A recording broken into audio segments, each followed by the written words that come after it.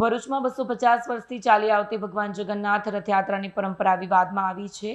રથયાત્રા પૂર્ણ થયા બાદ મંદિરથી ભગવાન જગન્નાથ, બલરામ અને સુભદ્રાજીની પ્રતિમાઓ ગુમ હોવાનો દાવો થતા ભક્તોમાં ભારે હોબાળો મચ્યો છે। મામલાની તપાસ દરમિયાન જાણવા મળ્યું કે આ પ્રતિમાઓ સુરતમાં યોજાયેલી ઇસ્કોનની રથયાત્રા માટે મોકલવામાં આવી હતી।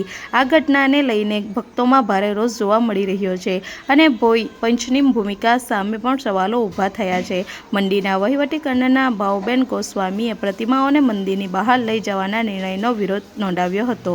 તેમણે પ્રશ્ન ઉઠાવ્યો, કહ્યું કે આવતીકાલે મેઘરાજાની પ્રતિમા પણ કોઈ માંગશે તો શું તમે આપી દેશો? સમગ્ર ઘટનાને લઈને ભરૂચમાં ધાર્મિક અને સામાજિક વર્તુળોમાં ચર્ચાનો માહોલ ગરમાયો છે। હવે ભક્તો સમગ્ર મામલે સ્પષ્ટતા અને જવાબદારી નક્કી કરવાની માંગ કરી રહ્યા છે।